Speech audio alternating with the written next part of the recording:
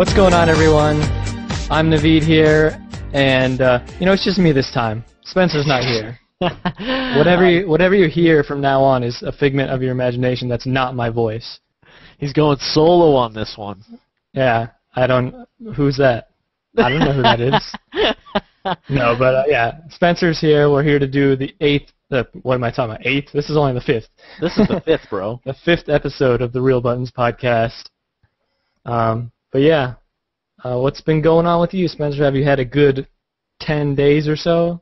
No, it's been pretty freaking terrible for me, actually, because I had like a late assignment for my writing class, and then it got a pretty shit grade. Dragged me down into the high 80s instead of the low 90s on my percentile, but that's okay because my teacher's kind of dumb. But anyways, then I had to study for like a math test, and I was really stressed out about it. But the good news is I feel pretty damn good about the math test, which is good because I was initially not feeling so good about the math test while I was studying for it, but then I took it, and now I feel pretty good about it. I'm usually the opposite way, you know. I usually feel good about it beforehand. Yeah, I'm really hard on myself. And then I myself. see the test, and I'm like, crap. Yeah, I just checked on my freaking my grade because she posted it already. My exam one, I got a 97%, so that's pretty good. And not bad then at on all. the homework, I got 100%. But for some reason, my course total is 97%, even though I got 97 on the first test and 100% on the first homework. So I'm like, doesn't that drag the grade? Tests are 100% of your grade. Tests are 100%. They're not. The homework's worth jack squat. Yeah. But so yeah, that's kind of bullshit, but whatever. And then in terms of other stuff that I did that was miscellaneous and not video game related, I went to the Beach Boys 50th anniversary concert. It's like they stopped in Eugene, and it was it's like the second to last show they're doing in North America, and then they go to Europe, and then they go to Asia, and then that's it. That's like pretty much they're done touring. That's gonna be the last tour. Because they're all old as shit now. Yeah. It was a pretty impressive concert, actually, though. It lasted like 3 hours, which I'm shocked that they were capable of putting on at their age. They're like in their 60s and 70s. Yep. But whoa, I mean, they performed like every single song you could like want them to perform. I mean, like any single like Beach Boys song that you would want to see performed. Was performed, and they also performed some new material from, like, they performed 2 songs from their new album. But, I mean, it was a freaking epic concert. Help Me Rhonda, Don't Worry Baby, Wouldn't It Be Nice, Good Vibrations, True to Your School, stuff like that. Any Beach Boys song, they had it. But, anyways, so that's pretty much what I did. Pretty sweet. Yeah, it was rad, and I had freaking epic seats. I was 5th row, so. Nice. Thank you to my mom for that one. But anyway, but in terms of gaming stuff, I bought obviously the sales are going on. Steam sale started. Yep, we talked about that a little bit last week. The Amazon sale is actually kind of still extending into this, but it's died down. Well, it was supposed to be wasn't it supposed to be like throughout July for the Amazon sale? I guess so. I have no idea. I think so.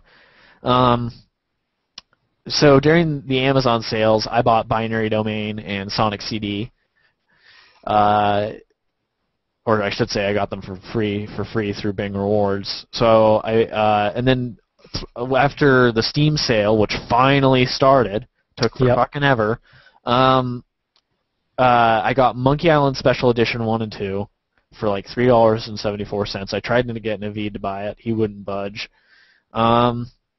And then I bought Mirror's Edge just now, finally, for $5. I was holding out forever for it to hit $2.49, but I just realized that with EA doing Origin, they're never going to make any other games $2.49 on Steam, probably.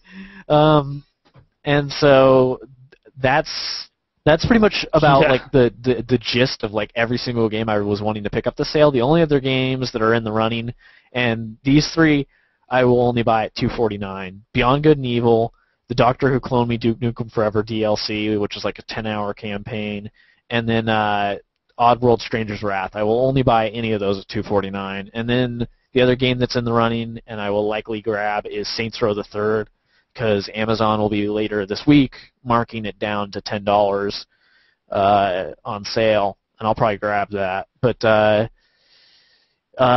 in other gaming-related news, in terms of stuff I've been playing, I haven't been playing too many games because, like I say, I've been pretty freaking busy. I've played obviously TF2 like I always do.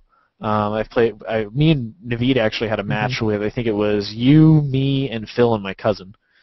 So that was a pretty good match. Yeah, that was cool. And then obviously I played a little bit of Sonic CD. Sonic CD, the remake is pretty damn good. It is a remake. It's not a port. The engine was rewritten from the ground up entirely, but it uses the exact same assets. So it performs a little bit better, but Sonic CD, I mean, there's like sort of a mystique to surrounding Sonic CD. I'll be honest with you, I'm a Sega fan, and out of Sonic 1 through 3 and Knuckles, Sonic CD isn't better than any of them. So don't feel like you're missing out if you've just got a Genesis and those three. Seems like a lot of people do enjoy that more, though, nuts. for whatever reason. Generally speaking, not Sega fans. They can fuck off. But anyways, so I would say that Sonic CD is actually partially when you begin to see some stuff going wrong with Sonic's level design. Not entirely, but a little bit. It's overly reliant on like springs and stuff like that. It's still a great game, and it's still a really good platformer, but there's just certain zones or acts throughout the game where you begin to recognize, like, oh shit, they were already headed that way. It's gotten way worse. Sonic CD is not even in the realm. See, the difference between Sonic CD and like something like Sonic 2006 is Sonic CD is still a good game. It has flaws. The Genesis games don't really have flaws, in my opinion. Like, I can play them, and I don't really have, like, no complaints will really come to my mind while I'm playing them. With Sonic CD, I'll play it, and, you know, some complaints might pop up. But, I mean, that doesn't mean it's a bad game. You know, I mean, there's lots of games where I play and I'll have some issues with it. I mean, TF2, I think TF2 is one of the best games of all time, and there's, even in that game, you know, I'll be critical of it while I'm playing it sometimes. No, you can't. The game sucks. If there's anything wrong with it, it sucks. It's got to be perfect. And then I played a little bit today. I played like maybe an hour and a half or 2 hours or something like that of the first Super Monkey Island, which I haven't played since I was like 12. The special edition version is great. It has some really nice artwork, updated artwork. It's a remake. And it's you know, it's 2D, it's hand drawn. I'm pretty happy with it. I'm already like in 2 hours. I'm already like a quarter of the way through it because I remember how to do everything. But you know, that doesn't really bother me at the price that I paid. I already knew the length of the game, obviously, since I've beaten it in the past. And then Binary Domain, I beat it. I couldn't put the game down from start to finish. I was pretty much onto it, and I freaking liked it a lot. It definitely has some issues, and there's like a major plot hole. I won't give away spoilers, but there is I finished it and I was like, huh? Like what about that part? Like, it just throughout the entire game it never made any sense to me because it's a part that you know what? It's a part you would figure out in the trailer. So I'm going to talk about it actually because it isn't a spoiler really if it's in the trailer. Better not be, because I'm still playing through that. Okay, Naveed, you've already hit this part. Have I? Okay. Yeah, because it's literally in the trailer. It's in like the first major teaser trailers the game that they ever released in the game. The idea of Binary Domain is that somebody's making human-looking robots, and basically the idea is that they're indistinguishable from human beings, and that you can't tell the difference. Here's my problem with it. This game takes place in like the year 2080, I think, or something like that, which, in my opinion, is a little bit too soon into the future for it to be entirely believable. But whatever. Most of all this stuff is too soon. Yeah. So, like, it's always too soon. Anyway. Yeah, I mean, like, for robot technology like this, you're talking like at least 400 years into the future, in my opinion. But Mass Effect's like 20 or 2,300 something. So you know that's really soon. Oh, that's way too soon. Yeah. Yeah. There's no way humanity will have crap like that in 2300. But anyways, No, but here's my main issue with it. It's 2012, and I'm pretty sure that we would be able to find out who these robots are because they're made out of metal. So it's like anytime they went through a metal detector, Yeah. I mean, oh, That makes sense. You know, I didn't really think about that. I mean, I was thinking about that throughout the entire game, and I was expecting them to explain it, like, oh, we constructed a polycarbonate, plastic exoskeleton or something. When you think about it, from what I've played so far, a lot of these guys who you can't really tell are humans or not, they're people who are in, slums and stuff like that. We don't know where the guy at the beginning of the game comes from. Well, yeah, I don't know if there's any metal detectors in that building or anything like that, but I mean, I don't know. A high security facility like that, I imagine there would be, but why don't you use magnets? Magnets? Just like in... But I mean, even after that, you think oh, we're going to send in a rust crew, which is the name of your squad. You think that you would give your squad, you're heading into this hornet's nest where you know that these people are producing robots, so you would think, oh, we better give them some metal detectors so they can check everybody they meet. That's true. But nope. So anyways, there's that. And I talked to my friends some other friends about that, and they agreed that was a plot hole. Overall, though, I thought the gameplay was pretty fun. I mean, it's a standard cover shooter with some squad mechanics that are fairly decent, some cool boss fights. I personally like the storyline. It's not a particularly original or unique storyline. I thought the writing was good, though, which isn't surprising because Team Yakuza handles the Yakuza games, and those games have good writing. So something smells. Is it you?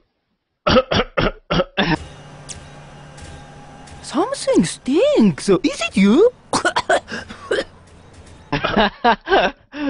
There's some bad English parts, but I love that. No, that's good. That's great.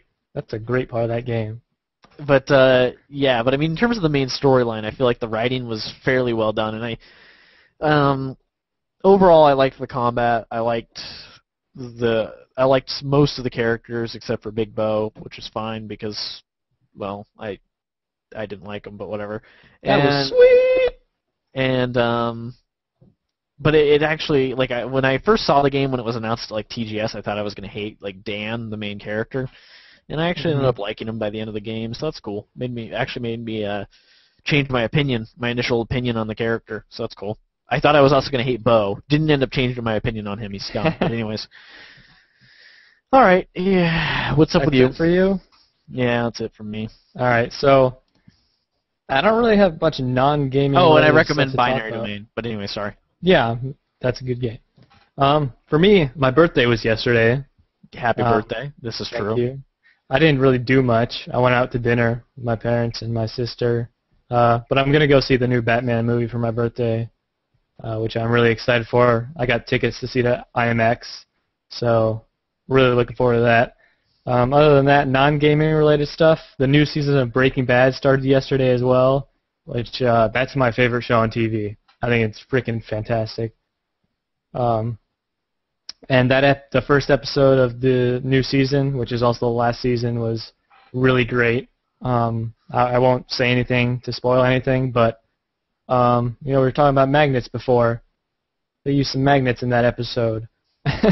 They could use them in Binary Domain. Possibly. But, yeah, anyway, other than that, for Steam sales, for me, I bought KOTOR, which was $2.49. I heard it was a lot like Mass Effect, but within the Star Wars universe for my friends, so I thought I would pick that up for $2 basically. And then this one I never thought I was going to buy, but I was kind of peer pressured into it. And I tried out the demo. When I saw this in the recent what your friends have been buying, I didn't believe it initially. Yeah, I bought Civilization 5. Now I hate strategy games. Not all strategy games, mostly real-time strategy games. But I didn't really Civ 5 isn't really like a game that's a lot like the turn-based strategy games I enjoy a lot, like stuff like Final Fantasy Tactics or Shin Megami Tensei Devil Survivor on the DS, stuff like that. But I played the demo, and my friends, they keep playing it. Even like a couple of my friends that they don't play strategy games either. They've been playing it for a while, and I played the demo, and it was weird because I had no idea what I was doing, but I just couldn't stop playing. So I decided to buy that. That was like $7.50. But those are the only 2 games I purchased. I'm looking forward to buying the Arma 2 expansion so I can play DayZ, which my friends have been playing. That looks really cool. I didn't think it would be like that, DayZ, but it seems really, really neat. But yeah, that's my Steam stuff. How come you didn't think that would Not be really interesting? That game looks so up your I don't alley. know. It's not even funny. I don't know. I didn't. From a video. I didn't think it was gonna be like. It's so weird because like you have to basically be with other people to really survive that long. I mean, you can't go at it alone. That part kind of sucks, yeah, because everybody just goes around and. Because I'm seeing like my friends playing. It's so fun to watch because my friends are just going around and like 5 minutes in they get attacked by a zombie, or like 20 minutes in they get a Speaking of strategy weapon. games. Oh hey dude, Mirror's Edge is the #1 selling game on the Steam store right now. Yeah, I saw that. That's cool. Maybe that'll help EA with that Mirror's Edge 2 that we will talk about. Saints Row 3 did really well yesterday too, which is good news for THQ. And Sega had a number of games enter the top 10. They had Football Manager, they had Shogun 2, and they had Sonic Generations. But right now, Steam may have I'm looking at their front page, they may have just sold me on another game. They got Europa Universalis 3 for $3. I'm like, oh shit. I haven't actually seen much about that game. What is it? It's a strategy title, but it's not like an RTS. It's more like you manage numbers and things like that for like war and stuff like that. But it's like Steam sales always have that way, like, you're like, I think I'm done buying stuff except for maybe one more thing, then the next day comes up, there's like 5 things you want to buy. Well, this game, I've been watching it for quite a while, but I might just wait because actually there's like a free version on The Void, so I can just get it for there. And then I don't mind, The Void, it's like Gamersgate's free-to-play service. I don't mind it. Naveed doesn't like it because they have ads, but the ads are really non-intrusive. They just play like a 30-second ad before the game starts up, and then your game's free to play for the rest of the time. Do you have it set up? Yep. So that's what else basically were you talking about? Steam stuff. No, that's it for Steam stuff. Well, you bought KOTOR, didn't you? Yeah, I talked about that. I just bought that for like $2.49. And then other games I actually bought. You were saying you might get Shogun 2, but you freaking it was on sale again today for $7.50, and you missed it. Was it? I didn't see it was. It was in the like Flash deal? Yeah, it was in the Flash day sales. Yeah. Oh. Oh, Rage for $10 too. I missed that. I bought that for $5 from Best Buy. Yeah, I'm not buying it for $10. I'm not a big id Software guy. I'm not sure about you. I have not played a lot of their games, actually. I played Doom 3, which... Did you play Rage at all yet? No, I haven't played that yet. That's Age of Empires for still on $10 my is shelf. a rip-off. I got that for free with that, that like 13 game. I paid 10 cents for it. I'm not kidding. Oh, yeah, on that one. Games for Windows Live, they had it on sale for 10 cents. Yeah. Huh. I can't believe that's still $40 on Steam. That's a joke of a price. Yeah, it's a joke of a price tag. That game should be $15, $20 full price. Yeah. But anyway, so you've been you've been on the PC a while. How do you feel about it so far? I have been playing basically a few games that I really like. Binary Domain I've been having a ton of fun with. I forgot what chapter I got up until. I think you said chapter 4. Maybe. I totally forget because I've been playing. I've mostly been playing Metro recently. And Metro 2033 is freaking fantastic. I absolutely love that game. It's the really atmosphere, just it's a little too scary for me, but yeah, it's really good. I love it. I mean, just the world feels so real. Like it It feels like it's something that could actually be happening because you have just stuff like the flashlight. No, I had a nightmare about it, man. I know. Really? Yeah, it freaking feels really real. Yeah, I mean, the world, like I don't think the game is like a horror title, like a super scary game. It's not. It's that the game feels so realistic, and that it's kind of a scary concept. Yeah, like that's what I don't like about. Well, I know that's good, but for me, I'm like, this is too creepy for me. Other than like the monsters and everything, like that's something that could happen in real life. Hopefully it never does, but it's something that quite possibly could happen, And it just using all these like you're using like real world weapons and using like different. Well, you start out with the bastard rifle, which is just like something that they cobbled together in the subway. Right. Well, yeah, but and then there's like, I don't like stealth, but there's stealth elements in Metro 23 which I enjoyed, surprisingly. And I don't even. You were talking about like issues with the actual combat, or what? Well, there's no issue really with the gunplay in my view. I like the guns. Some people had some issues with like the gunplay. I'm like, the guns are supposed to feel shitty. That's everything that you have is supposed to feel shitty. The idea is you're going up against mutants, and you really don't have anything going for you. They're stronger than you are. They're faster than you are. The only thing you have is that you're a human being. Yeah, you're a human being, and you're a little bit you're smarter than they are, so you're capable of constructing machinery. But the problem is that you don't have the resources to construct the machinery necessary to defeat them. So you have to cobble shit together in an attempt to defeat them through the only advantage you have as human beings, which is your mind and your intelligence over the brainless horde of mutants. Yeah. So like the bastard gun is supposed to feel really shitty. It's supposed to overheat super easily because it's cobbled together from rusted metal, recycled rusted metal, and it's using bullets that are also recycled. It's like, Oh yeah, and that's a mechanic that I think is really cool that I wish wasn't like taken out of Metro Last Light, but using bullets as your currency as well. Pretty sure that they actually confirmed that is staying in Last Light. Oh, they did? Last I agree that at one point that was like the main. People said that was happening or something like that. But from my understanding, what they've done is the reason that came about was like a mistranslated interview or something like that. I forget exactly. I'm not entirely certain, but I'm almost sure that I read something on Rock Paper Shotgun about bullets still being currency. Well, hopefully that's the case. The only problem with that is like it probably wouldn't be the case on harder difficulties. I'm only playing on normal, but as it is right now, I'm never really using the more like powerful bullets that you can also use as currency. I'm not using those to actually kill any of the enemies or anything like that. I'm usually just saving those up for the issue currency with the combat, and it's pretty undeniable in my opinion, if you is if you get out the knife or something like that and you attempt to have close range combat with enemies, they can clip through you.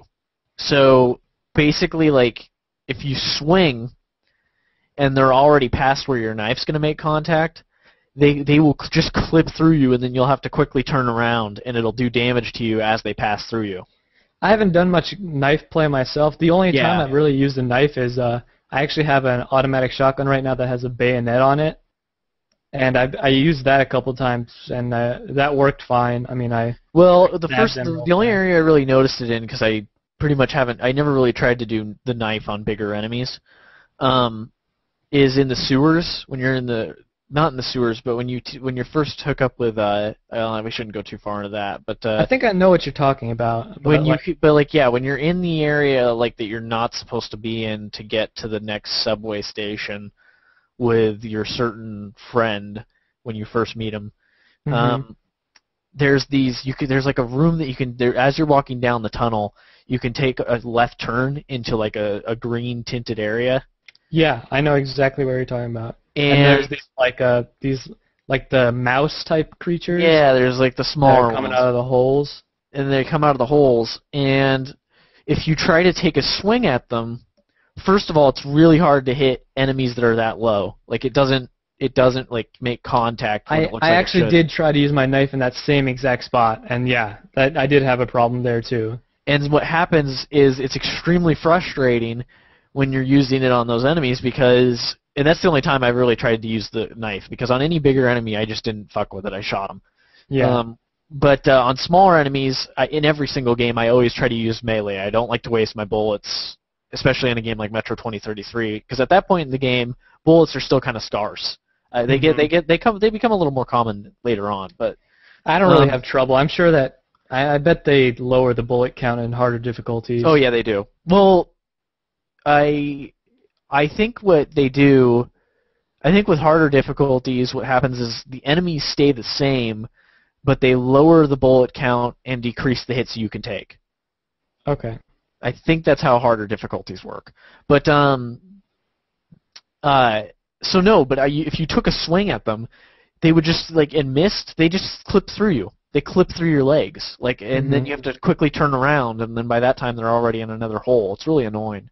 Yeah, but yeah, in there's just so many. It's a great game. It's $5 on Steam today, actually, but this podcast won't be uploaded by that point. Yeah.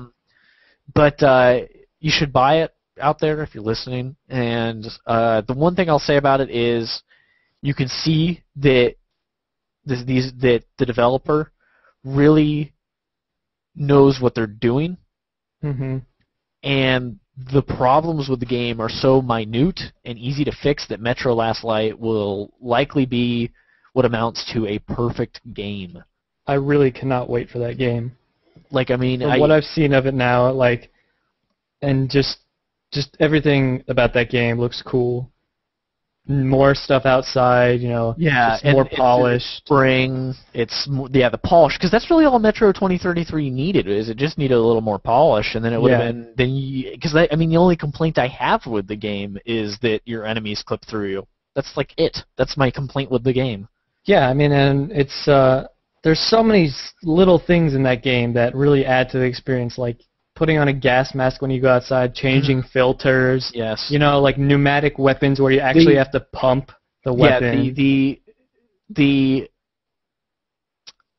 the lack of a HUD in that game. I didn't even realize for the first 2 hours that there wasn't a HUD in that game because it's so brilliantly designed. Yeah, I still don't realize that while I'm playing. Well, other than the fact bullets pop up on your screen at a certain point when you pick up bullets and stuff, but other than that, there's nothing on the screen.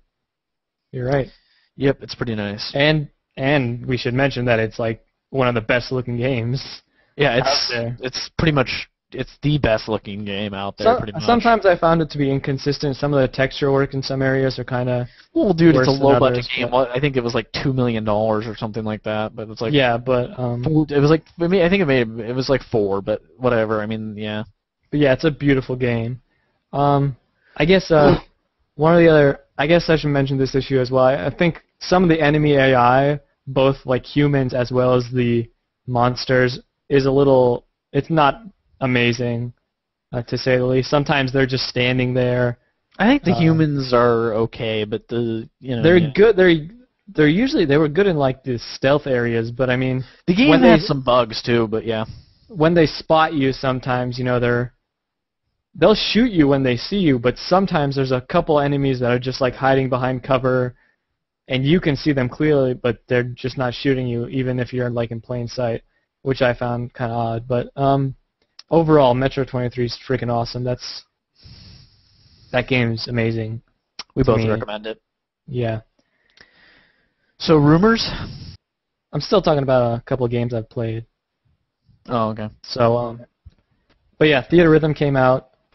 That game's also freaking awesome. If you're a Final Fantasy fan, or if you like rhythm games at all, that game is awesome. There's a couple different modes. There's RPG elements in the game, so you bring on 4 different characters with you into each section, and like these characters range from characters from Final Fantasy 1, 2, 3, all the way up to 13.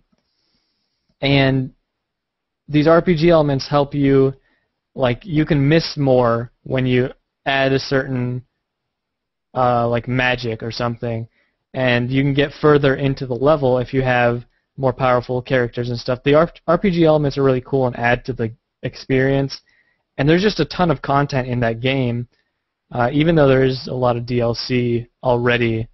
But there's over 70 songs in the main game, and there's other stuff to collect, like trading cards and stuff like that. But that game is really awesome. If you're a Rhythm fan or a Final Fantasy fan, I recommend that highly. And then just today I bought Rhythm Thief, which is Sega's rhythm game that they released on 3DS. And I played one chapter of that so far, about an hour, and so far I am really, really enjoying that. The animation in that game is all in 3D, and it looks... It's 2D animation in stereoscopic 3D, and it looks freaking amazing. The animation in that game is just... It's like Professor Layton and that Dr. Lautrec game on the 3DS. Mm-hmm. In some ways it might be even better. I don't know if it's better than Professor Layton, but I mean the quality's better obviously because it's on a newer system. But as far as the game goes, you actually go around Paris, kind of like you do in Professor Layton, where you walk around different planes like a point-and-click game, and you can point around the areas to pick up coins and stuff. But the rhythm games have been they have a lot of variety so far. I've only played one game that's different from the demo that you can play on the 3DS, but those rhythm games are really fun. They incorporate different things, like they use the touch screen, they use the buttons, they use the D-pad. I haven't played one yet, but some rhythm games apparently use the gyroscope as well on the 3DS, which I don't know how. I had pretty high hopes for it because the dude who designed it, Shun Nakamura, he was the director. He was also the director of Samba de Amigo, so I pretty much knew that Samba de Amigo and in general they were pretty much, that and Space Channel 5 were pretty much like the games that kicked off the rhythm genre last generation. So. And he worked on this, so the music is amazing in that game. Like, God, I was just nodding my head to that music. I really look forward to hearing more of the music in that game, and there's like there's games that they harken back to stuff like Samba de Amigo, and they're like tributes to those games and Space Channel 5. So I'm really looking forward to playing those, and Rhythm Thief's really good. It's only $30, so once again, if you're a rhythm fan, or if you're a fan of even like something like Professor Layton, I'd give that game a shot, and it's $10 cheaper than most 3DS games retail. So it's also going to flop like a rock. So yeah, well, it had a very low shipment because I went out to my GameStop, which is a pretty big GameStop around here where I live. They usually get quite a few copies of each game, and I got the last copy, and the nearest GameStop that had it was like 30 miles away. So obviously Sega did not ship very many of those games. Well, and it flopped in Europe too. Yeah. Did you mention that the music is good? Yeah, it's fantastic. Oh, okay, good. Yeah. You know who composed it, right? Who? Tomoya Otani. The dude, he's a Sega composer, but like he did the Space Channel 5 games and Choo Choo Rocket, and well, that makes sense. He also did what else did he do? He did the one that I find catchy as hell, Billy Hatcher. Oh my God. I hope that song should be like an unlockable and rhythm. We'll see. I'm really looking forward to playing that more. I freaking love it. Naveed knows that I love it. That song on an objective level is a pretty crap song, but it's so catchy. It's so happy and upbeat. It's just ridiculous. But anyways, Yeah, that's it. And then I did, since I've been on this rhythm game kick, I bought Taiko Drum Master off eBay for like $10. The PS2 version with the drum and everything. It's like new apparently. Looking for that. I've never played a Taiko Drum Master game, but they look fun. I think the PS2 version's kind of crap, but yeah, I mean the song selection kind of looks like shit, but I don't know.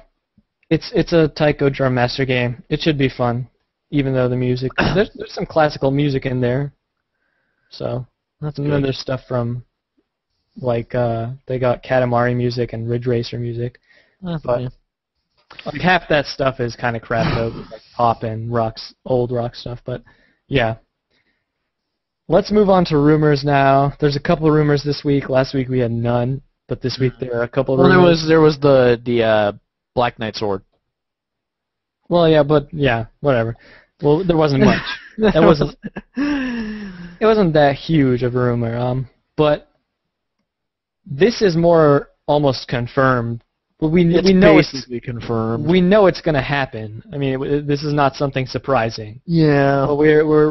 But it just wasn't an official announcement. Right. It was a leak, but it wasn't a leak from an official source. Yeah. So on when you went on to Origin apparently, and you tried to, it's gone now. And you went to the pre-order page for Medal of Honor Warfighter, which is EA's new game they're bringing out. It basically said that you can pre-order Medal of Honor, and you'll get exclusive Battlefield 4 beta access. Ooh. So it's basically confirming Battlefield 4, and it's kind of funny to me because during E3 they just announced that huge like $70 package, the Battlefield 3 premium or whatever. Yeah. So it's not surprising. Like I said, they're basically, I guess they're splitting Battlefield and Medal of Honor. Those are going to be like biannual franchises now. Battlefield's going to be like every 2 years. Medal of Honor is going to be every 2 years. It seems like they're going that direction to compete with Call of Duty, but that's that. That's a rumor right now, but it's basically confirmed. Though, anybody who bought that Battlefield 3 premium shit or is using New Origin, you know what? Screw you guys. I'm going to tell you right now, you're the problem with this industry. There you go. It's kind of true, It's like people who bought Ubisoft games and then complained about the always online DRM. Fuck off! You knew what you were getting. Yeah. And Ubisoft's Diablo 3. Diablo 3, the same thing happened. Oh, I'm so angry that this happened with Diablo 3. Then don't buy it, you idiots. What? Apparently Ubisoft's like Uplay server thing. Where that went down. That went down during the Steam up, supposedly. But it's just like, you know what? I'm not buying any of your shit with your online DRM. And anybody who does, when it goes down, tough luck. You knew what you were buying. There's no excuse anymore. It's like I used to flip cars, Naveed. You know what that means? You know what it means? Yeah, I know what flipping means. So I used to flip cars. Not literally. In case anybody's wondering, I used to buy them and then sell them for more than I paid, and sometimes I would make a pretty penny. And I was once asked by a friend of mine if I felt guilty about ripping, quote-unquote, people off on the price of their car. And the answer is no, I don't. It's 2012. We have a thing called the Internet. And if you're too fucking lazy to Google what your shit's worth, tough fucking luck. Yeah. There you go. That's where I find a lot of my good video game deals, at garage sales and stuff where people don't know what their games are worth. I used to do the same when I gamed on consoles all the time. Yeah. But anyway, Google or Bing. Internet's your best friend, guys. Google or Bing if you want free Amazon gift cards. There you go. Yeah. All right. So next rumor we have is Mirror's Edge on the list, quote unquote, for a return. This is a rumor because it's not a confirmation. And DICE in the past has said they want to do it. We've known they wanted to do it. The difference now is that actually it's the EA label's president, Frank Gibu, saying, quote, "We have nothing to announce right now. We love Faith. We love the property. It's really about how and when do you bring it back. It's on the list. It's just about looking at what teams are available, who's got the right quality to approach it, and who understands it." So that means that basically EA's executives are definitely open to the idea of a Mirror's Edge 2. That's no definite confirmation on when it'll come. Probably at the soonest, it's definitely a next-generation game at this point. Yeah. But I mean, what I don't like is that what I don't like though that he says is that we got to look at what teams are available. There's only DICE is the only one who should be working on Mirror's Edge. And they're going to be working on Battlefield. Yeah, they can be expanded though. If That's EA true. is not stupid. Yeah, so that's that rumor. And then All right. we have news. The news section. First piece of news. PSO2 Western date is announced. Fantasy Star Online 2. Yeah, For Fantasy those Star wondering. Online 2s. It's free to play, in case anybody doesn't know. It'll be coming out in early 2013, no definite date yet.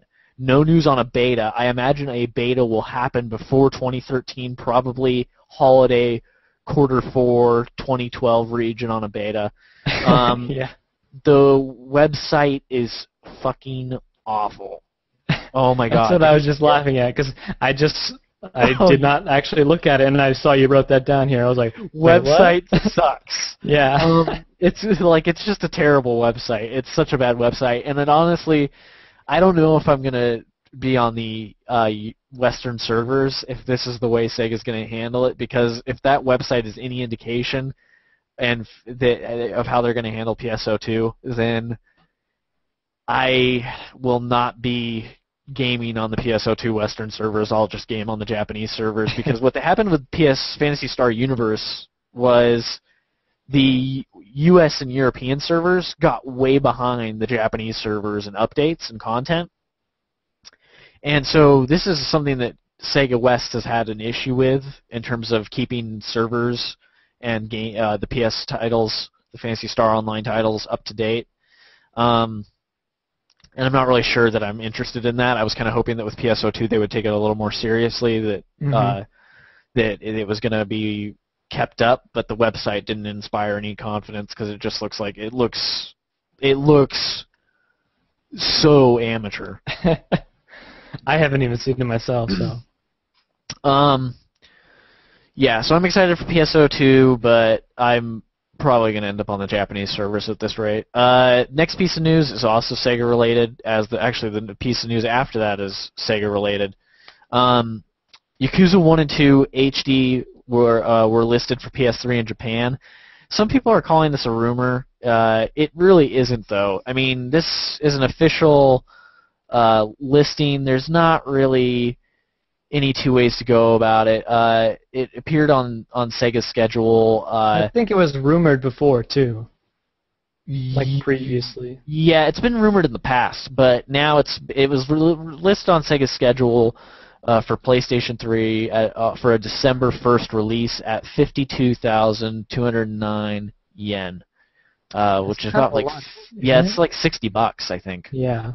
That's quite a bit of money for an HD. But I mean, in Japan they get to charge whatever the fuck they want. So yeah, that's true. You know, I would like it if it would come to PC, but probably won't. I kind of hope that does come to the US, because I never got to play the first two Yakuza games.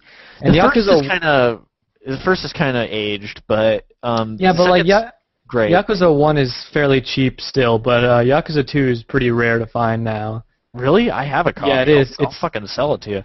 Where is like $50 on eBay. Are you serious? Yeah, I think so. I got it on GoozeX for like 100 points. Really? I got it in here somewhere. I'll sell it to you. For $50? No, I'm not gonna. You're my friend. I'll sell it to you for $49.99. Okay, maybe it's not $50. Yeah, you fucking liar. I knew that was. But it's kind of rare. It is. Damn it. It's harder to find now. I found it. Like complete copies are going for probably around. What have I done in here? $20 to $30, I guess. I thought it was more than that. Oh well. Well, anyways, it's going to be a cool HD collection. I would really like to see it on PC, even though it probably won't come out on PC. But you know, you never know, because like Binary Domain is the engine it used is the engine that'll be used in Yakuza 5. Yeah. So I kind of think, like, why'd they bother porting this to PC? I kind of like, I don't know. I doubt that Yakuza is going to ever come to Xbox 360 because, first off, Sony promotes the Yakuza franchise heavily in Japan for Sega. Yeah. I don't think Sony would care about a PC release, though, because that would only be relevant in Western markets. Sony of Japan likely wouldn't care if Sega did a PC release. I think they would care if they did an Xbox 360 release, because then they wouldn't want to put all this marketing budget behind a multi-platform game. Yeah. But if they released it in the West on PC, I think it would be fine. And at this point, I guarantee you, Binary Domain is at least the second best selling version is PC at this point, because the 360 version did so bad, like under 100,000 units worldwide.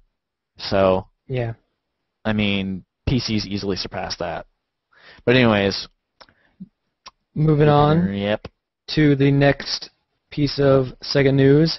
During this Sonic Boom, which is, what is that? It's like the Sonic event that they run, and that they it's like, you know, a festival that they were doing down in California around Comic-Con, I think. Well, during Sonic Boom, Sega announced, to huge fan applause. I thought it was kind of funny, honestly, in that video. The fans were pretty excited. Well, Sonic Adventure 2 is a good game. It's just I like it, but I don't know. It seemed odd. It seemed almost like Twilight Princess announced, not to that level, but anyway, they announced Sonic Adventure 2 HD. Actually, I would say per capita, it was bigger than the Twilight Princess announcement, because the Twilight Princess announcement was like a huge room at E3, and Sonic Boom was like a tight little space with a bunch of people, but it was so loud. Yeah. It was so loud. And I probably would have cheered if I was there too, because I like Sonic Adventure 2, except for the gem collecting parts. Oh yeah, those were, and the music wasn't good during those segments either. Oh god, when they decided that Knuckles was into hip hop. But yeah, Sonic Adventure 2 HD was announced. They announced it for PSN and XBLA right now. Did we get any word on release date? That should be probably... No word on release date last I checked. I'd guess it's this year sometime. It's probably... Well, I don't know, because Jet Grind Radio's taking its goddamn time. I guess. But I'm sure they want to get that out by Christmas. Yeah. So... That's that, Sonic Adventure 2. If you haven't played it, it's a pretty good game. Yeah, Sonic Adventure 2 HD. It's a fairly good game that has some glaring flaws. There you go. Next up is at Comic-Con. Comic-Con is going on. Is it done? I think it's done now, right? I have no idea, and I don't really care. I don't know. During Comic-Con, Epic announced that their game Fortnite, which we haven't heard anything about since... It was announced at, like, Spike VGAs. Yeah, last year. They announced that Fortnite will be the first game to use Unreal Engine 4. From Epic, they said. I don't know. It'll probably end up being the first game to use Unreal Engine 4. Yeah, because I imagine the development cycle on it will be pretty short. Yeah. And we got some new details and screens as well. Right now, it's a PC exclusive, and Cliffy B said that it would stay a PC exclusive, but then in another interview, he kind of came back and said, well, maybe, consoles are not out of the question. I think, though, that it's going to be a PC exclusive because it's being developed for the PC. It's being developed for the PC, but it's not exactly, it doesn't look like a very demanding game, so I'm sure next-gen consoles would be able to run it. But, yeah, I mean, it's not. But the reason I say that is because we don't know for sure yet, but it looks like it's going to be a free-to-play game to me, and that model... They mentioned that they asked that during one of the interviews, and they kind of like they said they weren't really talking about right.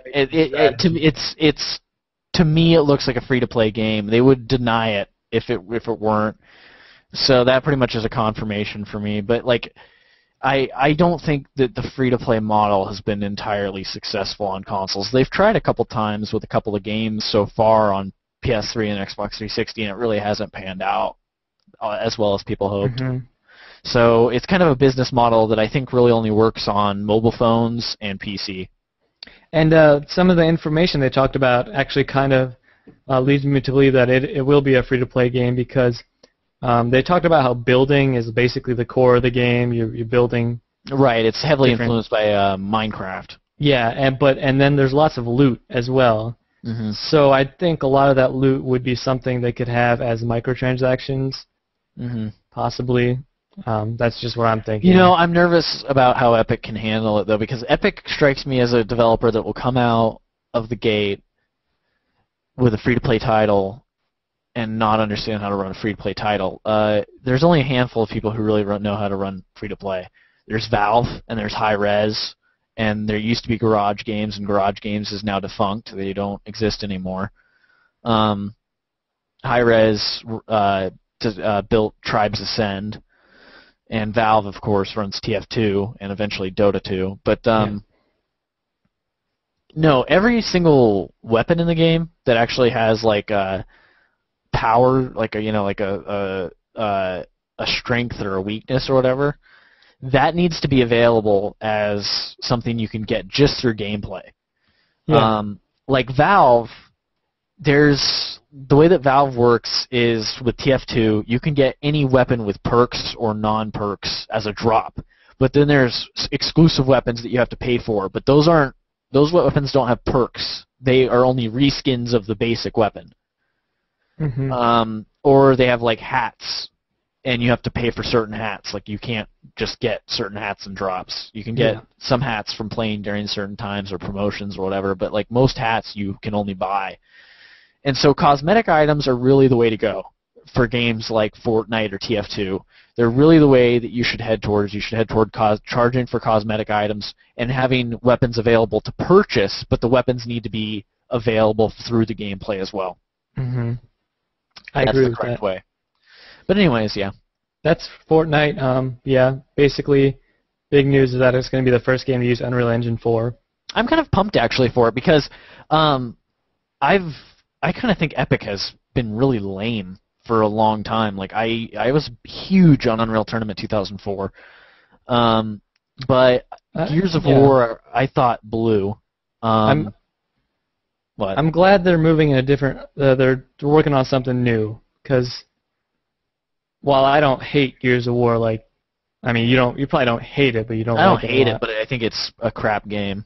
But I think the shooting is fine. I think it looks good, at least the newer ones, not really the first one. That's just like a gray blob. But I'm glad they're working on something new, and they're my local developer. I mean, they are in my city. Their headquarters are in my city, so I hope it does well. Fortnite. I did want to play Shadow Complex. Yeah, I have that on XBLA, but I didn't really play it much. It's a Metroidvania, so I really should play that. Well, it was written by Orson Scott Card, who's kind of a nut, but he wrote some good books, and that's why I wanted to check it out. But yeah. Yeah. Anyways, so yeah, I'm interested in that, which is surprising for me because I haven't cared about Epic for a long time. Next piece of news is also Sega related. We probably should have moved it up, but whatever. Wreck-It Ralph was announced for Sonic All-Stars Racing, and also a Shinobi track was leaked from the Sonic Boom event again. Mm-hmm. Shinobi track looks pretty freaking rad. It's just a small. We don't really have any pictures or anything of it from close up. It's just like a zoomed out photo of the entire stage. Wreck-It Ralph, I think, is a great addition for Sega. I think it makes so much sense because Sonic and a bunch of Sega characters are in his movie. He also, when he game hops throughout the movie, he eventually ends up in a kart racer. Mm-hmm. This is a brilliant marketing move on their part. Finally, Sega does a brilliant marketing move because earlier they had Danica Patrick in the game, and that makes zero sense. I really wish she wasn't in that. I wish she wasn't in the game. It makes me angry that she's in the game. I don't want her in the game. Me too. I'm actually excited that I'm getting the PC version so that I can mod her out. I don't want her in.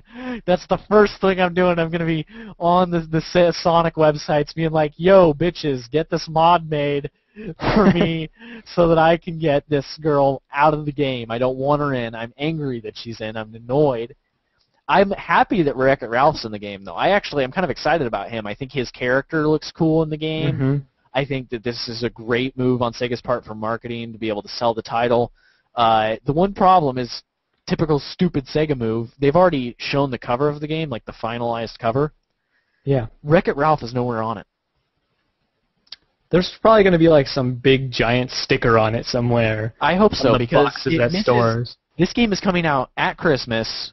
This movie does not have a game tie-in, so this is going to be basically the tie-in for the movie.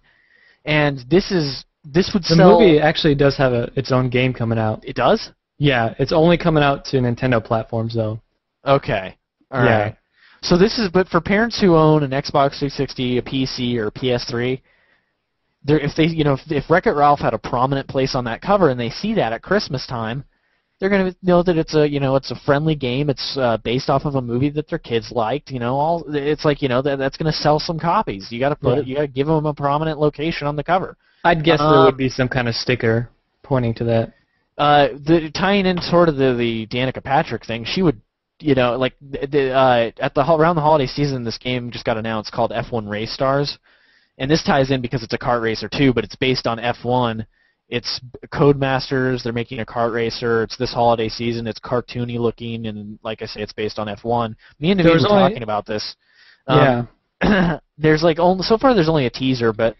And it seems like the big deal is going to be about the tracks, because in the teaser they show like a track that goes kind of like. It's kind of like. It does like a 90-degree angle up into the air. Yeah, basically, yeah. But it does a right angle into the air. Yeah, but what we were talking about was like, how is this going to do compared to... Yeah, because basically, here's the deal. From my impressions with F1 fans and people who are going to be F1 fans and also play video games, they're going to be men who are about Naveed and I's age or a little bit older. They're going to be typically a more mainstream audience. And who's going to buy a cartoony kart racer based on F1 racers? Yeah. In our age group. Because anybody it's coming out at the same time as Sonic All-Stars Racing. All-Stars Racing is going to get the little kid market, it's going to get the family market, and then it's also going to get Sonic. and it also has Wreck-It Ralph, which is going to be one of the biggest kid movies this year, easily. It's going to pull, Wreck-It Ralph is going to easily do $300 million probably. So it's can't wait for that movie still. I'm pumped for that movie, but that's going to be one of the biggest animated films this year for families. Hopefully. And so they've got Wreck-It Ralph in the game. They've got Sonic characters in the game. It's going to get the family and kid market sealed up. So F1's out of the question. And then the hardcore gamer market is also going to go with All-Stars Racing because it's got a bunch of great Sega characters in it, and it's also looks like it has more unique gameplay than just about any other kart racer on the market, at least thus far. So who's going to buy F1 Race Stars? Because F1 fans, likely the number of people who are F1 fans who are also interested in a kart racer based on F1 rather than a racing game that's just like a strict F1 simulation, I don't think that number is very high. And Mario Kart's still on sale, and there's people still probably going to be buying 3DSs during this holiday season. Mario Kart 7. Yeah.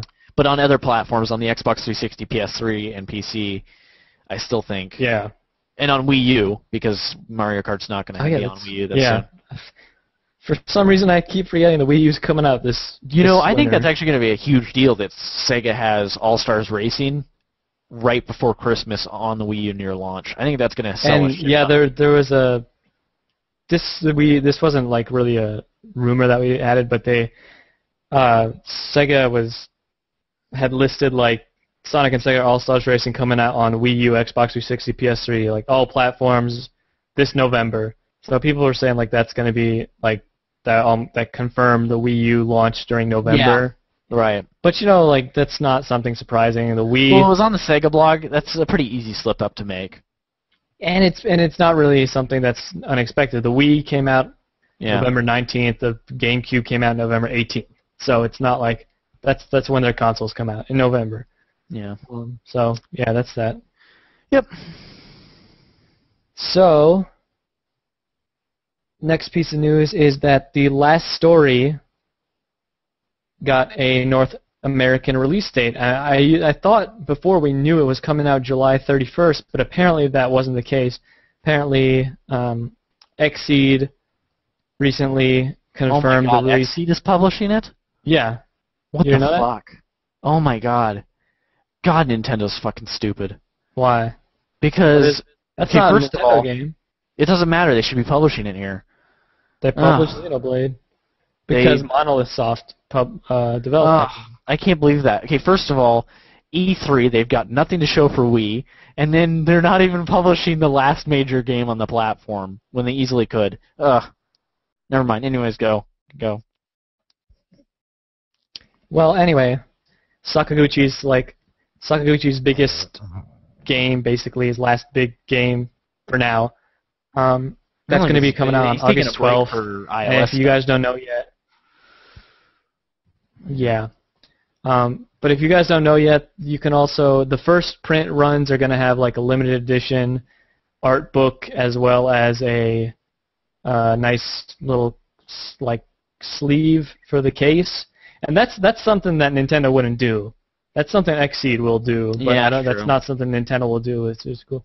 And if you pre-order, you can get a soundtrack as well that comes with that. So The Last Story should be a cool game if you're a fan of JRPGs, made by Sakaguchi, obviously. Music's by Nobuo Uematsu. So that game looks cool. Next piece of news is Tony Hawk Pro Skater HD is announced for the PC. It'll be a few weeks after the Xbox Live Arcade version, which launches on July 18th. And it's, in case you don't know yet, it's Tony Hawk Pro Skater 1 and 2 with online play. Yep. That's that. That's a pretty small piece of news. And those are probably the best Tony Hawk. People can probably make an argument. I think Tony Hawk Pro Skater 2 is the best one. I think definitely. That's probably the most common opinion. Yeah. But yeah, Tony Hawk's a fun game. Mm-hmm. And another game that was announced at Comic-Con, I'm pretty excited for. I thought the trailer was really cool. It's a game dedicated to Deadpool, the comic book character, and it's going to be developed by High Moon Studios. In the trailer, it seemed like I like Deadpool because he's a character that's just he seems like a really fun character. It's not too serious. I mean, everything's just wacky and silly, and I think that could translate into a pretty cool game. Nolan North is doing the voice for Deadpool. But yeah, if you want to go check out that trailer, I'll probably have it running in the background here. I think that Deadpool game looks pretty sweet. You should probably check it out with audio though, because it's there's some funny stuff in it. But yeah, there's some pretty cool dialogue and pretty funny stuff. Next piece of news is Valve announces Greenlight. This is kind of a godsend. This is kind of huge news too. Basically, there's been some complaints over the past few years about Valve's approval process. It's kind of hard to get through. Basically, Valve is they need you to submit your product in a certain way that's very easy for them to see why they should let it onto their store. And some people, they don't really give feedback to people or tell people how they need to display the information. So people have really struggled with it in the past in getting their stuff on Steam. But basically, most recently it's been like Renegade Kid with their Mutant Mud stuff. Yeah, Mutant Muds. And before that, the most recent I can think of was like Gemini Rue, until it was in a bundle. And that was typically the way these indies were getting on. When they were initially rejected by Valve, they would get onto Steam by being featured as a bundle, and then the bundle would go and represent them towards Valve and get them Steam codes, and then their product would be listed on the Steam store even after the bundle was over. But basically, just about any game can always get on Steam. It's just that you need to display your information. You need to build a portfolio of the game, like, for example, reviews, screenshots, video, explanations of gameplay, and things of that nature. that basically tell Valve why the game needs to be on. Well, what Greenlight does is it makes that whole process easier. You still build a case, but instead of Valve, what happens is for indie games, and indie games only, Valve has a new process that they're calling Greenlight, whereby the community, the Steam community, will vote to approve indie games. Yeah. For Valve service. I'm kind of concerned about this a little bit because, for one, even though I think it's great, I think overall it could be bad for indies, because what it used to do is, since Valve is so strict about what they let onto their store, particularly with indie games, it meant a huge boost to you as a developer if you got onto Valve with an indie title. Right. And now, I have a feeling the community might be a little bit too lenient on what they're letting through, and it could A, be bad for Valve, B, be bad for indie developers, and C, be bad for consumers because we're going to have to shift through crap. Yeah. There's a lot of shitty indie games. There's so many bad ones. And I'm trying to think, like, are they going to have it like how it's set up right now during the Steam sales with, like, community picking the next... No, it's going to be like a want, dedicated suite. I think it's going to be more like Steam Workshop, where you like rate stuff that people make. Okay. Yeah, that makes sense. But my concern is just that Peter, like, I like indie games, you know that. Like, I'm a pretty big indie game fan, and I'm a big evangelist for it. So it's like, but it's like there's some people in the indie community that think the shittiest indie games are good. Like, and you're kind of like, a lot of you're basically like, you have to trust that these people that are voting for these games know what they're really doing when they vote on these indie games, you know. Right. People might just be voting on screenshots or, you know. Yeah, there needs to be like a demo. There needs to be, you know, yeah. Yeah, so like here's what basically the official Greenlight page says. Number of votes needed to gain full approval is going to change during the first few days/weeks since we don't know what kind of traffic to expect. Part of the drive for this system is the need for customers to help us prioritize which games they want to see made available on Steam. So the specific number of votes doesn't matter as much as relative interest in a game compared with other games in Steam Greenlight. We're going to be reaching out to developers as we see their games getting traction regardless of whether they achieved a specific number of votes or are sitting first or second place at any given time. We are most interested in finding games that people want, not requiring them to always hit a specific number of votes. So basically, what this says is that Valve will no longer accept, it doesn't seem like they're going to accept indies through their old approval process. They'll have to submit to Greenlight, get approval on Greenlight, and then Valve will still curate. But that hasn't been entirely confirmed yet. But that's what I'm hoping for, because I want Valve to still curate the store, and I think they will. Valve does, for the most part, I agree with Valve like 90 to 95% of the time on what games they accept at the store. There's only a handful of games on PC that I can think of that I know that Valve didn't accept the store that I'm upset that they didn't accept them. But let's just hope decisions. Yeah, let's just hope that they curate still, because they are still going to need to curate. Yeah, and like hopefully there might be like a game nobody knows about that doesn't get voted for a lot. I just hope those don't like get washed aside, you know. I hope they stay there for a while, and like the smaller, the lesser known games actually get a chance. Right. You know, yeah, it's because there are indie games that are like people know about and people will vote for. Well, you know, there's like some that, like I'd like to see Anakin on the service. Like that's that 8-bit platform. Yeah. That game is freaking good. That game is really good. That game needs to be on Steam.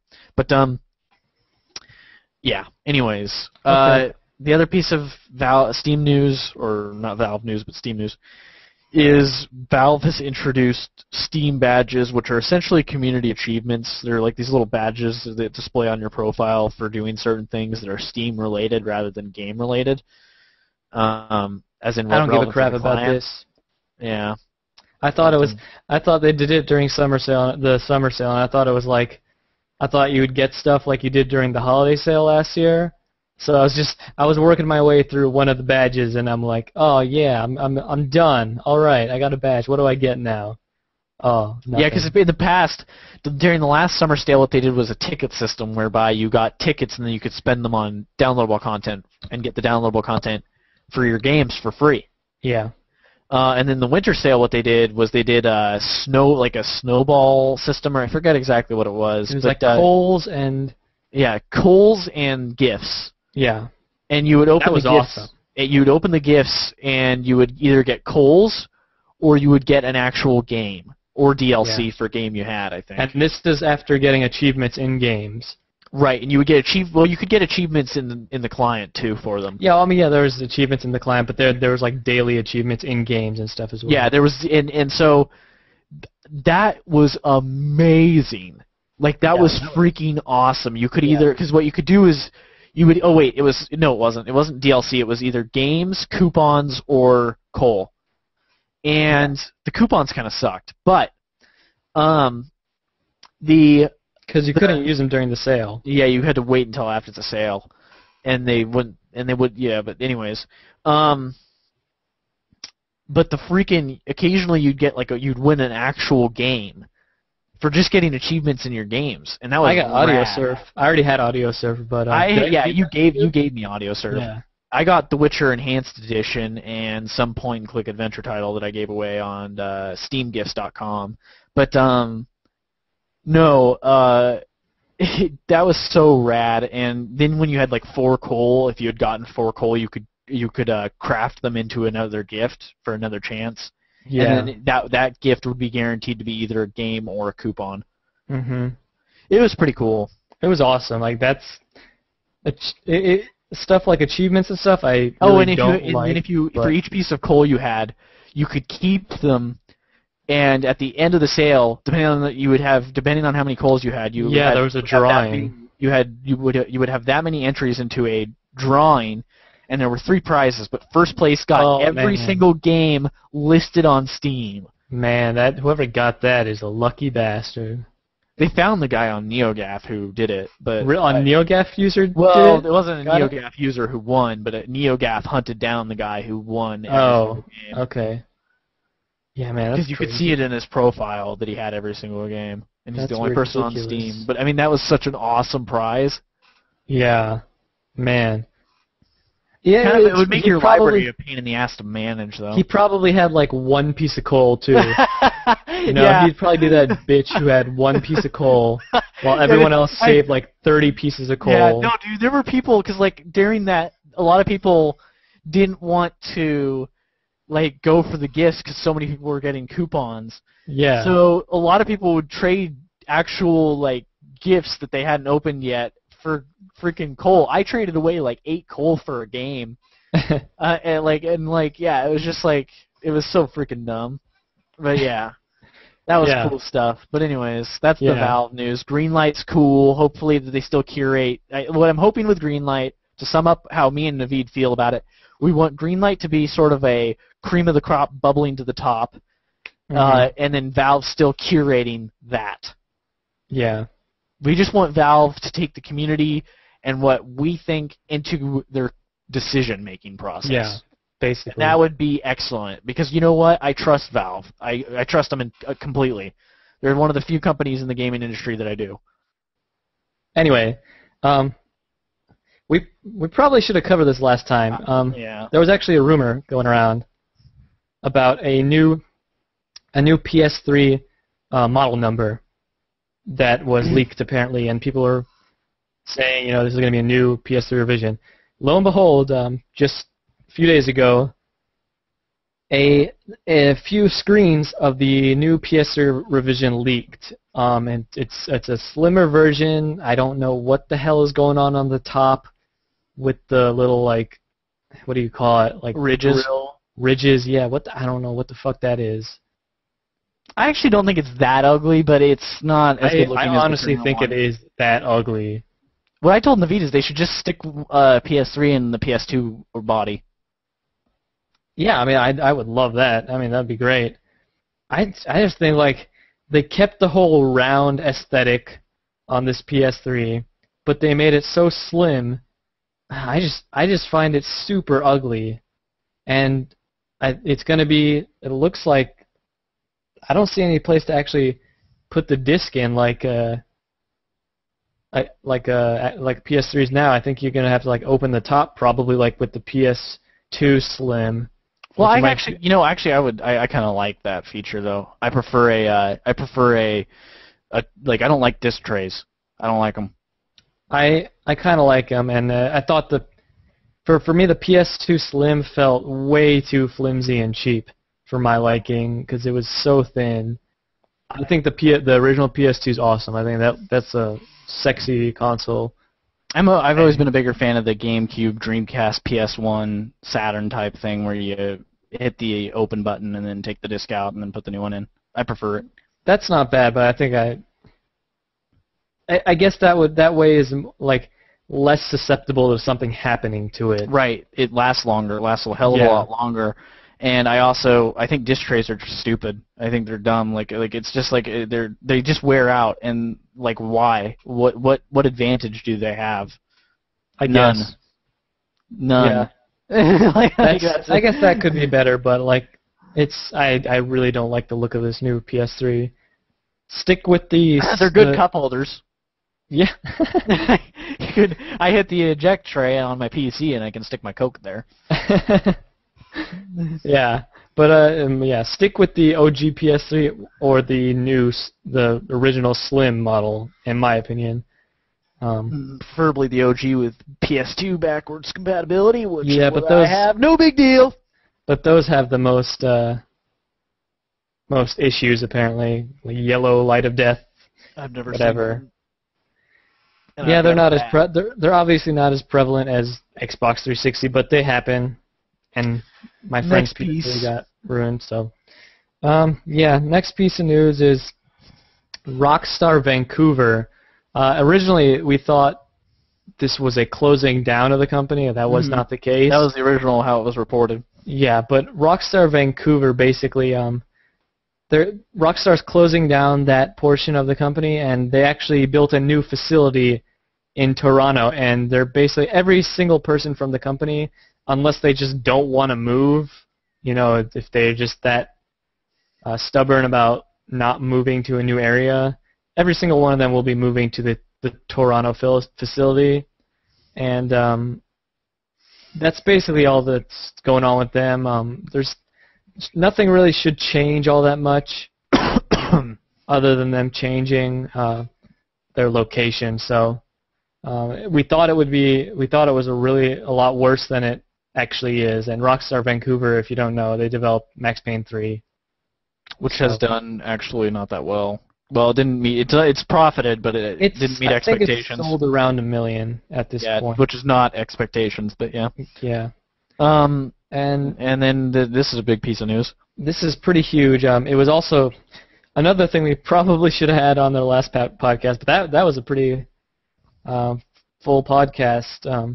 But anyway, Kotaku had reported previously before our last podcast that there's this new console coming out for $99 from. For the record, I want to say something really quick. The reason we didn't report on the PS3 revision is because it wasn't entirely clear if it was actually a revision or just like a new unit that looked exactly the same with a different model. Yeah. Because they were changing like motherboard size or something.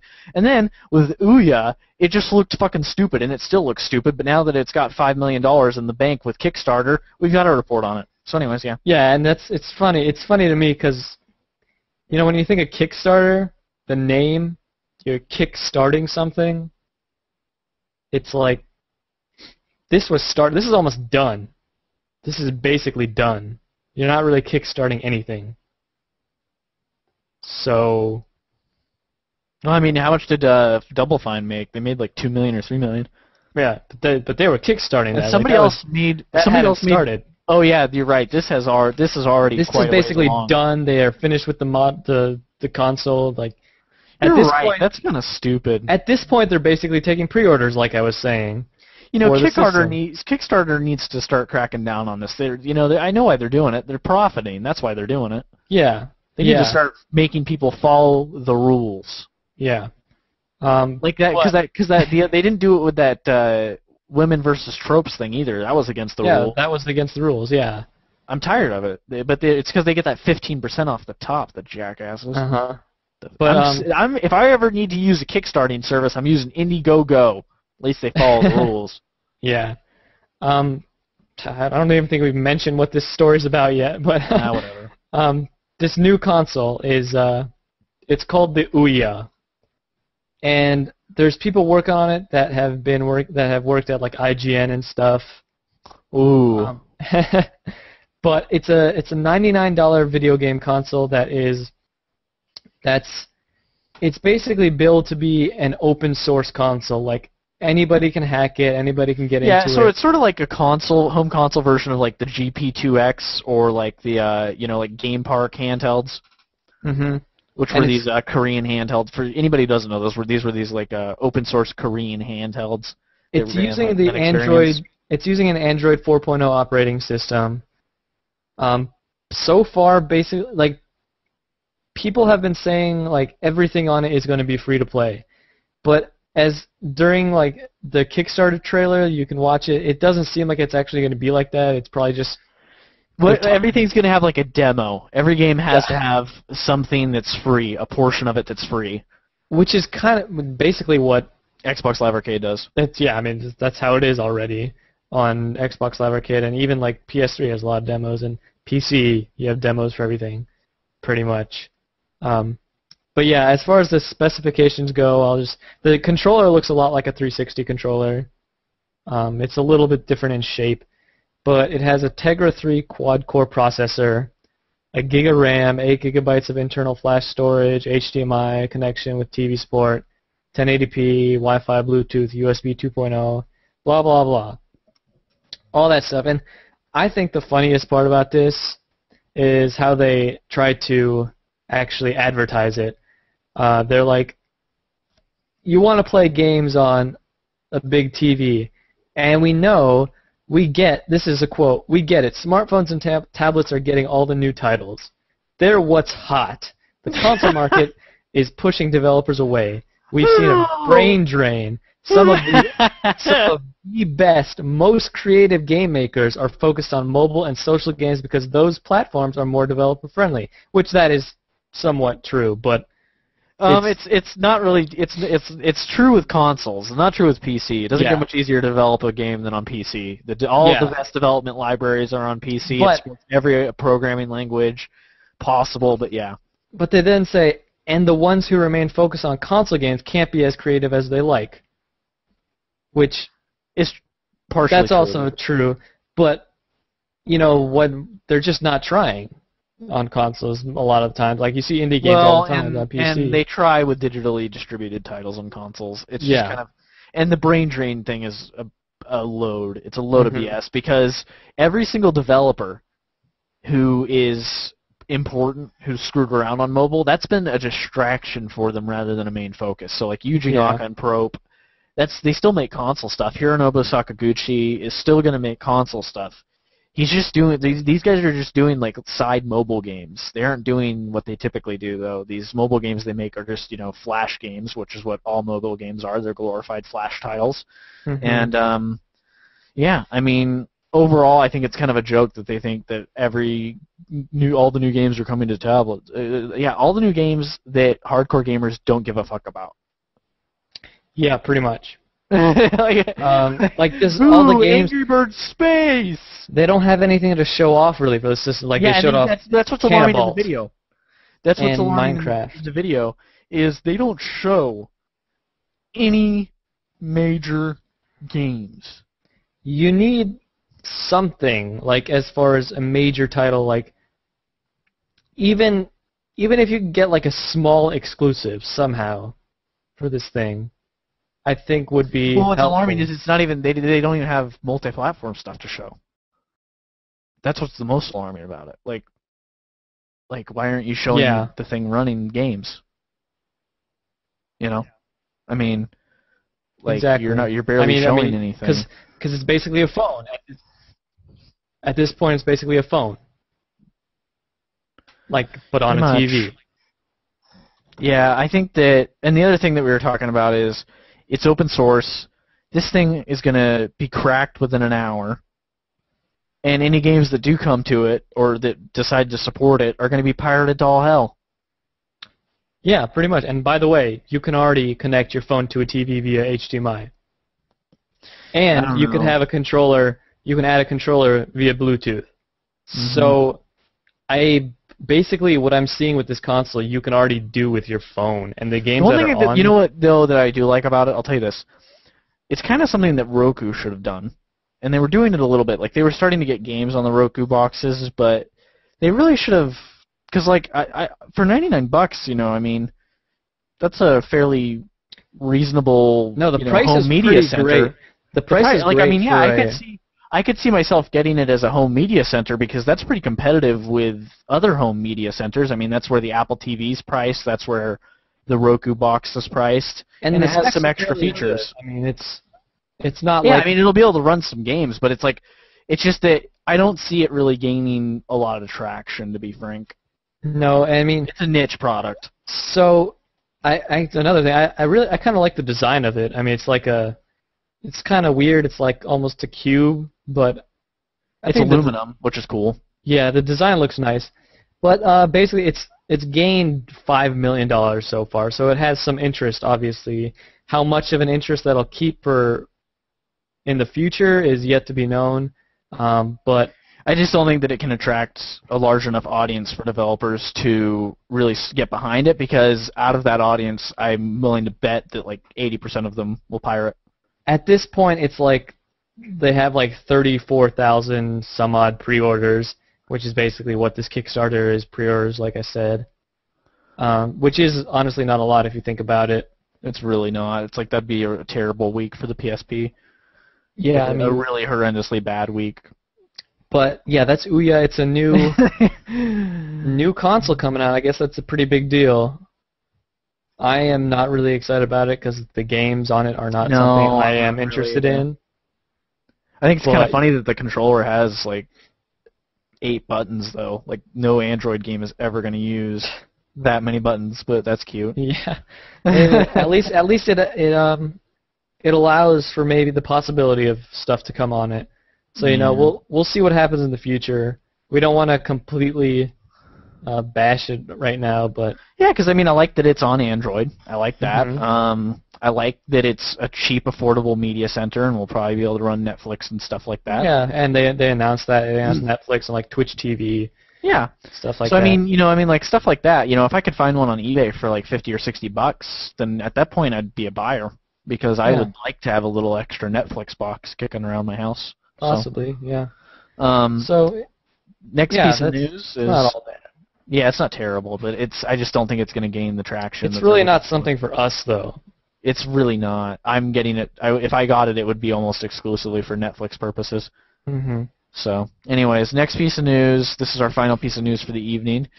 The ugly profitable details about Xbox Live advertising editorial from Penny Arcade. Microsoft sells ads on the Xbox 360 dashboard at a cost per CPM. What's CPM again?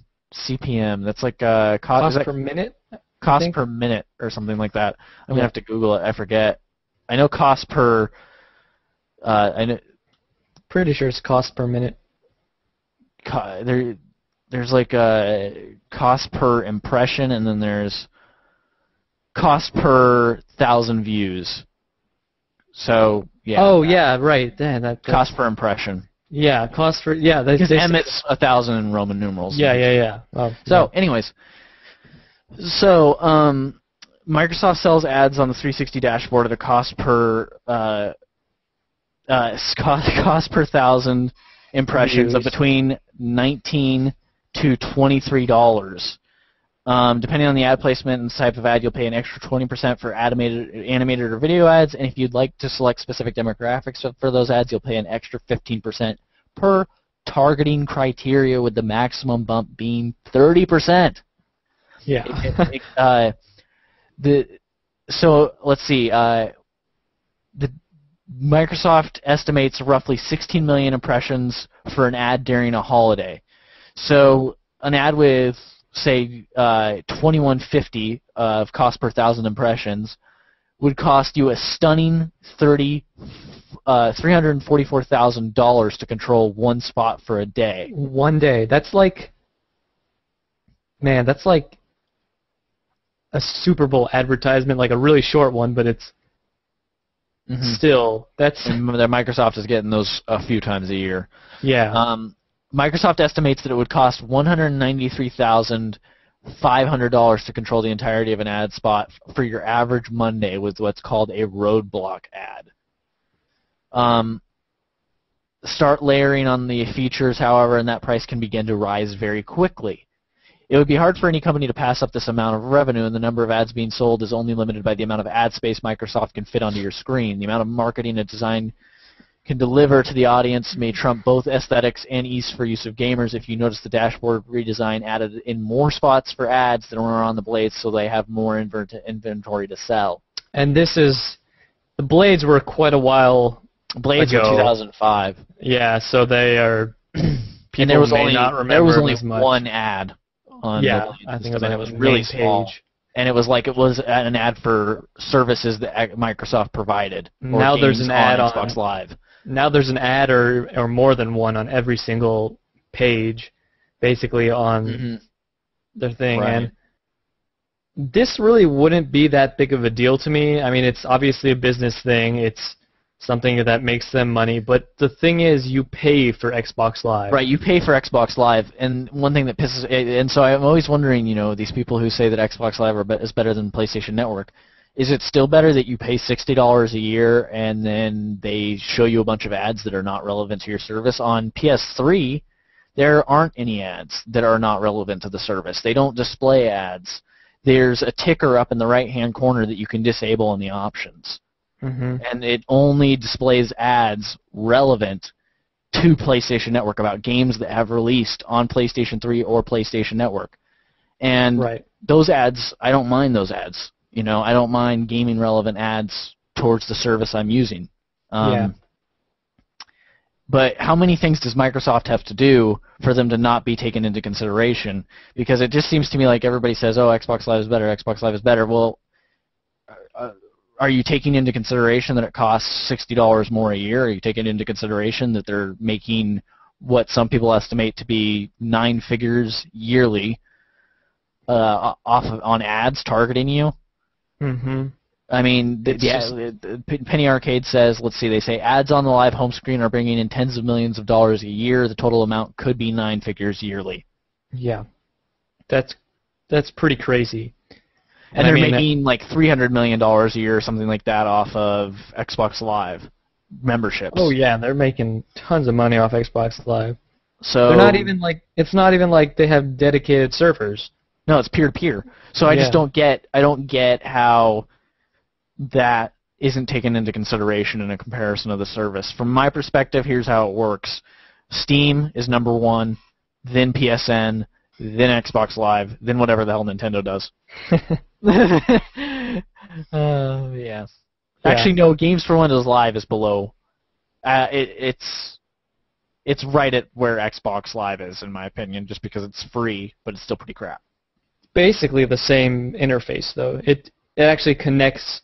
For me, it connects my. It does connect to the Xbox Live service, and you can actually have cross-platform play, and it sucks. It's a shitty service, but yeah. Yeah, but I guess that's basically that.